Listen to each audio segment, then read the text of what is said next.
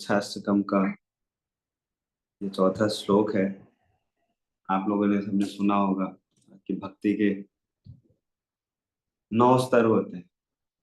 साधक को गुजरना होता है अगर वो भगवान को प्राप्त करना चाहता है, भगवान का प्रेम प्राप्त करना चाहता है।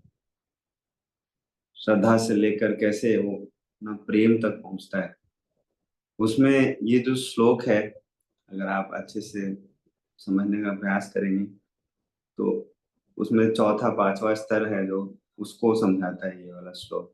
श्रद्धा से साधु संग, फिर भजन क्रिया, फिर अनर्थ निवृत्ति, फिर रुचि, फिर आसक्ति, फिर भगवान के प्रति भाव, फिर भगवान से प्रेम होता है।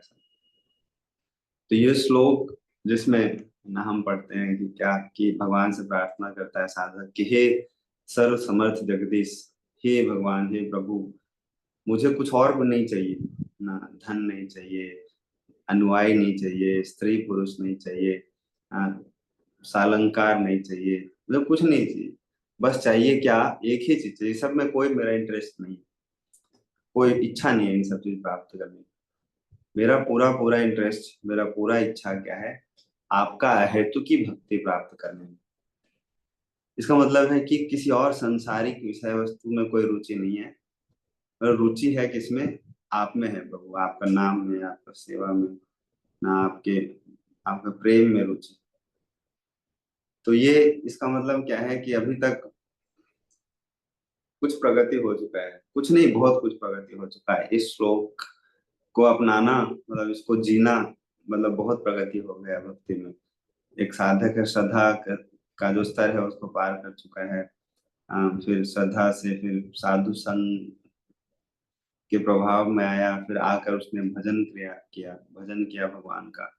फिर भजन करके, भजन जैसे ही हम भगवान का करते हैं तो हमारे हृदय में जितने भी अनर्थ है, अनर्थ का मतलब क्या है, उसका कोई अर्थ नहीं है हमारे लिए। हो ना हो, मतलब ना हो तो अच्छा है, कोई कोई फायदा नहीं है उसका रहने का, लेकिन हम उसका अर्थ निकालते हैं। ये सब नष्ट हो चुके हैं। फिर उसके बाद जब अनर्थ नष्ट हो जाते हैं हमारे, तो हमको निष्ठा के स्तर पे हम प्राप्त होते हैं। कि मतलब आप दृढ़ प्रतिज्ञा के साथ, जैसे ध्रुव महाराज ने जो भक्ति किया, मतलब भक्ति तो नहीं कहेंगे, शुरुआत में जो उन्होंने अपना साधना किया वो निष्ठा के स्तर पे थे।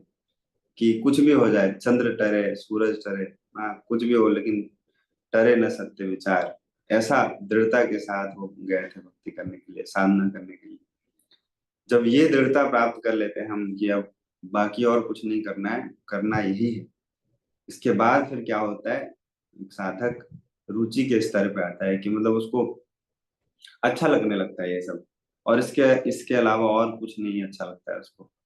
तो ये श्लोक है, यही स्तर को समझाता है हम लोगों को कैसे, हम लोगों को कहाँ पहुंचना है, अभी हम कहाँ हैं और हमको कहाँ पहुंचना है।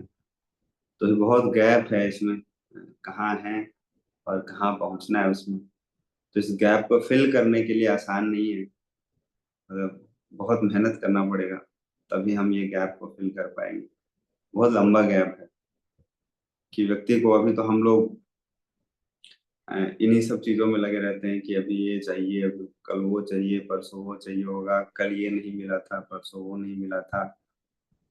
मतलब हम लोगों को क्या होना चाहिए, ग्रेटफुल होना चाहिए, जितना मिला उतना के लिए ग्रेटफुल होना चाहिए भगवान के प्रति। भगवान ने जो कुछ दिया है हमारे लिए, ऐसा विश्वास होना चाहिए। भक्त मतलब क्या ना, अगर आप समझना है या किसी को समझाना है कि भक्त किसको कहते हैं, वैष्णव कौन है, तो उसको बहुत अच्छे तरीके से, बहुत अलग अलग तरीके से समझाया जा सकता है। वैष्णव उसको कह सकते हैं कि जो, जिसको पूरा विश्वास है भगवान के ऊपर कि हमको जैसे स्थिति में अभी रखा गया है मेरे लिए सर्वश्रेष्ठ है, सबसे अच्छा है।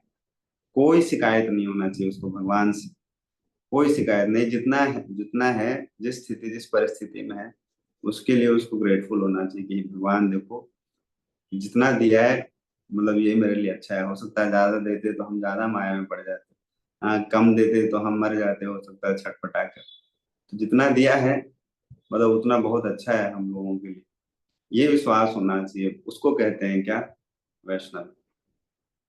उसको ये विश्वास होना चाहिए हमेशा, भक्त जो वैष्णव होता है उसको पूरा विश्वास होना चाहिए कि देखो, जो काम कुछ नहीं कर रहा है, जो चोरी कर रहा है, जो डकैती कर रहा है, जो मतलब बाकी सारे जीव आत्मा है, अगर वो खा पी के रह सकता है तो कितना भी रिसेशन आ जाए मार्केट में, हम कैसे मर जाएंगे?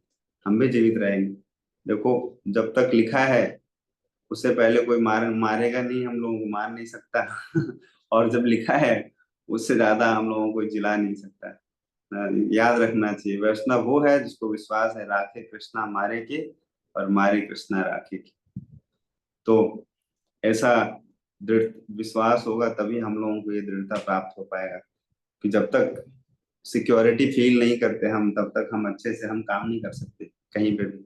चाहे वो संस्था हो, चाहे भक्ति हो, चाहे घर हो, सिक्योरिटी फील करना बहुत जरूरी है। तो ये सिक्योरिटी दिलाता है हम लोगों को, कि राखे कृष्णा मारे के और मारे कृष्णा राखे के, उसको कहते हैं वैष्णव। तो जब तक ये श्लोक, ये सारे सिद्धांत के ऊपर हम लोग अमल नहीं करेंगे, हम लोग विचार नहीं करेंगे, तो हम लोग उस दर्जे का वैष्णव नहीं बन सकते कि जिस दर्जे को का वर्णन किया गया इसमें, न धनम न जनम न सुंदरी। नहीं तो हम लोगों को लगता रहा है कि धन रक्षा कर सकता है, कुछ लोग रक्षा कर सकते हैं हमारे, 10-20 हमारे आसपास होने चाहिए, हमारा आगे पीछे घूमने वाले होने चाहिए 10। लेकिन स्तर को पहुंचने के लिए जो पीछे चर्चा किया उसके ऊपर अमल करना और उसके ऊपर ना विश्वास करना बहुत जरूरी है। तब हम भक्त बन पाएंगे, वैष्णव बन पाएंगे, कि जो ये जिसको जो इस स्तर तक पहुंच पाता है कि भगवान से क्या हुआ, उसको रुचि हुआ है, उसको थोड़ा थोड़ा अच्छा लगने लगा है उसको ऐसे। तो हम लोग भी प्रार्थना करेंगे भगवान से, श्री चैतन्य महाप्रभु से, हरे कृष्ण महामंत्र से, कि हम लोगों को क्या ये स्तर हम लोगों को ही पहुंचाए, जितना भी गैप है चाहे जितना भी बड़ा हो, ना उनका कृपा होगा तो कृपा होगा। तो ऐसे ही ये गैप हम ऐसे ही फिल कर सकते हैं, जैसे ना भागवतम में बतलाया गया है कि देखो भवसागर कितना बड़ा है, बहुत बड़ा भवसागर है, उसको कोई पार करना चाहे तो कितना भी एक्सपर्ट नाविक, कितना भी एक्सपर्ट तैराक हो, जैसे समुद्र नहीं पार कर सकता हो, उसी तरीके से कोई भी व्यक्ति जीवात्मा आसानी से पार नहीं कर सकता भवसागर को, कितना भी तपस्या कर ले, कितना भी साधना कर ले, कितना भी माला रगड़ रगड़ के काला कर ले, लेकिन जैसे ही भगवान का भक्तों का कृपा प्राप्त होता है, तो भागवतम में बतलाया गया कि ऐसा भवसागर, गाय का खुर, गाय भी नहीं बोला गया, गाय का बछड़ा का जो खुर होता है ना, उसका पाँव, उसके समान हो जाता है। आप सोच के देखिए, भवसागर बदल गया किसमें? गाय के बछड़े के खुर के समान। उसको कौन लांग सकता है जानते हैं? एक छोटा सा 2 साल का बच्चा ऐसे ही लांग सकता है उसको, ऐसे ही मतलब चुटकी में लांग सकता है उसको, वैसे नहीं कोई पार कर सकता है। तो इसलिए क्या चाहिए हम लोगों को? हम लोगों को कृपा चाहिए, याचना करना चाहिए, हम लोगों को प्रार्थना करना चाहिए भगवान से, गुरु से, भक्तों से। उनका कृपा प्राप्त होगा तो भवसागर क्या बन जाएगा। बहुत सारे भक्त पूछते रहते हैं कैसे भवसागर कैसे पार होगा, कैसे पार होगा, कैसे पार होगा। खुद से नहीं पार हो सकता कभी भी नहीं। तो हम लोगों को कृपा प्राप्त होगा तो भवसागर ही छोटा हो जाएगा हमारे लिए। हम ऐसे ही चलते फिरते ऐसे उठते बैठते लांग के हम पार हो जाएंगे इस पार से उस पार। हरे कृष्णा। चलिए हम लोग कृपा याचना करते हैं, और कृपा उसको मिलता है जो करता है वो पाता है। बैठे बैठे नहीं मिलता है, कंबल के अंदर मिल गया उसको कृपा। समोसा और चटनी खाते खाते उसको कृपा मिल गया, नहीं, करना पड़ेगा कुछ, मेहनत और परिश्रम करना पड़ेगा कृपा प्राप्त करने के लिए। तो इसलिए चलिए हम लोग हरि नाम करते हैं और याचना करते हैं, तो हम लोगों को भी शायद कृपा प्राप्त हो। कहाँ कृपा रुकी है किसी को पता नहीं है, किसका कृपा कहाँ रुका हुआ है। हो सकता है कि इसी में रुका हो, माला अच्छे से नहीं कर रहे हैं, माला अच्छे से करेंगे तो कृपा का बरसात होगा आपके ऊपर। हरे कृष्णा कृष्णा कृष्णा हरे हरे, हरे राम राम राम। सुप्रभात की जय।